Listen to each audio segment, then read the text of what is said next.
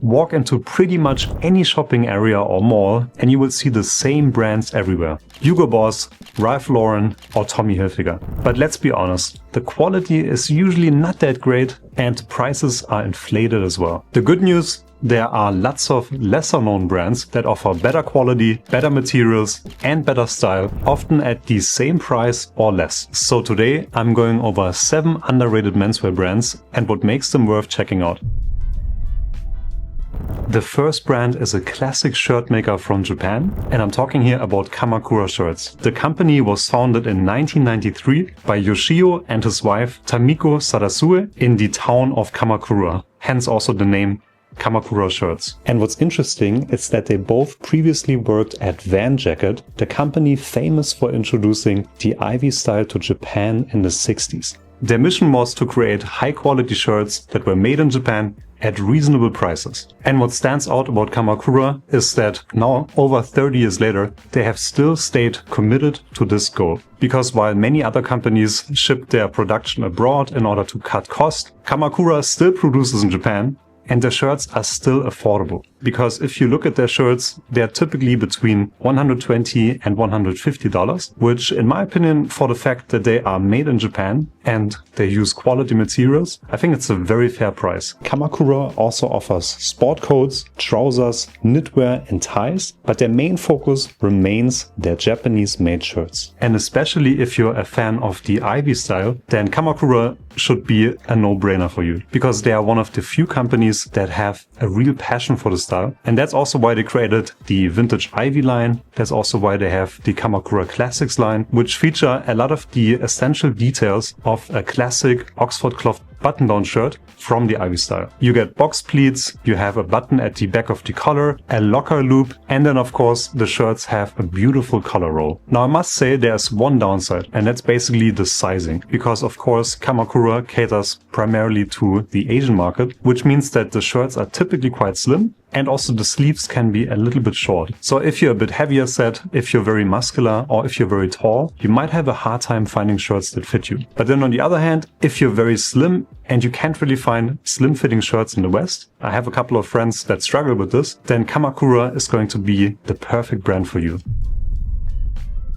The next brand on the list is also the newest brand, and that's Natalino from the UK. It was founded in 2018 by Nathan Lee, and they primarily focus on soft tailoring. So you get natural unpadded shoulders, most of the time also a 3-roll 2 design, and of course wider lapels, and you get a half canvas construction as well. All of their clothes are either made in the UK, in Italy, or in Japan. Natalino offers suits, knitwear, overcoats, shirts, trousers, but what I personally like the most are their sport jackets. I think they are absolutely beautiful. I bought 2 of their sport coats myself, a cream linen sport coat, and then I have this gray wool sport coat here as well. And I think for the price that you pay for the jacket, you also get something that's very well made. Everything that I bought from them, I'm very happy with the result. I bought a turtleneck sweater from them. I have a seersucker shirt as well. And then of course the 2 sport jackets. I really like the designs and the cuts of their jackets. And they are one of the few companies where I can actually find a sport coat that fits me. Because they also offer 54 large. Most of the brands are a little bit short when it comes to the jackets, so I can't really find something that fits me. And they sell the suit jackets and trousers separately, which can be very handy if you don't fit the classic dropstick sizing. And now they also have a physical store in London, so if you're in the UK or you're visiting London, then I would highly recommend you to check it out.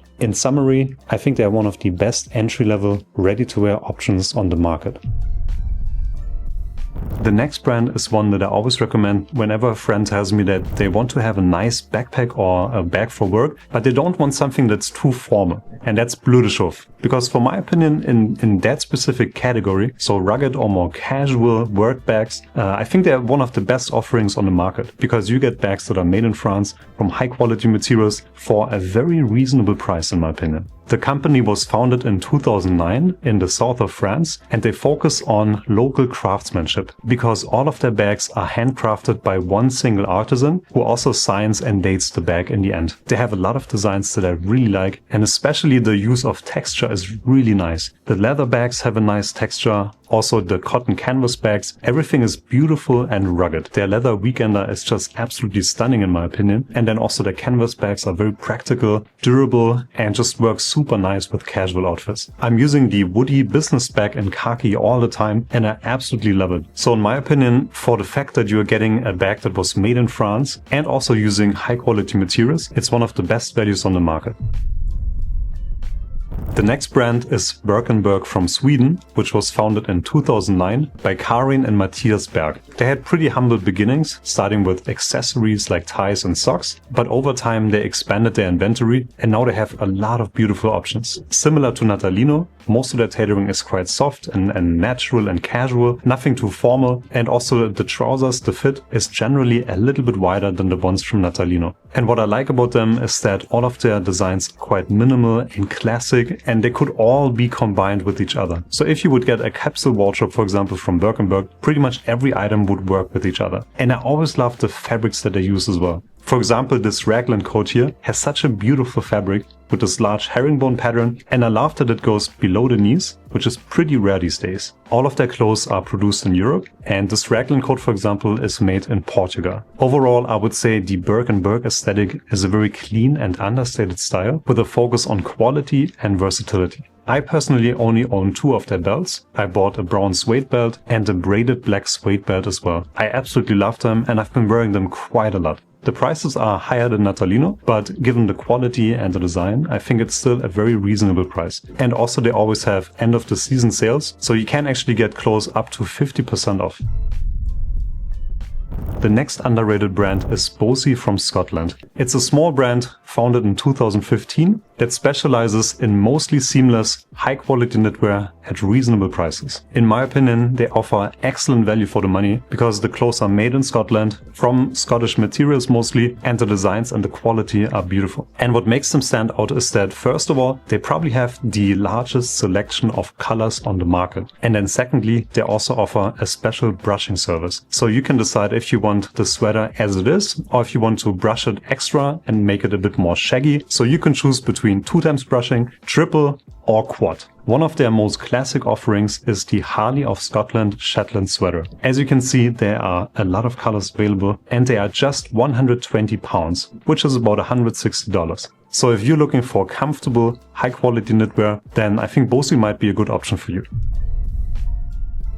The next underrated brand is Posetka from Poland. Similar to Birkenberg, they had very humble beginnings because they basically started with pocket squares and now they offer suits, coats, trousers, accessories and a lot more. There's actually a great article on Outfit Narrative if you want to learn more about the history. Similar to Natalino and Birkenberg, they also primarily focus on soft tailoring, but they also have more formal options available as well. For example, you can see that most of their sport coats have soft shoulders, similar to the ones from Birkenberg or Natalino, but they also offer more formal suits with padded roped shoulders. And one of my favorites is their classic navy blazer. Because it's surprisingly difficult to actually find the navy blazer these days, you either have to go with made to measure or you have to look on the secondhand market. There are not a lot of brands that offer a classic navy blazer. And apart from tailoring, Posetka also offers some really interesting workwear items as well. And they also have quite affordable and beautiful designs for their pocket squares, for their neckerchiefs, and for their belts. In general, their pricing is very fair, especially when you look at the Oxford cloth button-down shirt, for example, because it's probably one of the cheapest offerings here in Europe if you want to get a quality Oxford cloth button-down shirt with a nice collar roll. So if you like quality tailored items that were made in Europe, again, I think Posetka would be a great brand for you.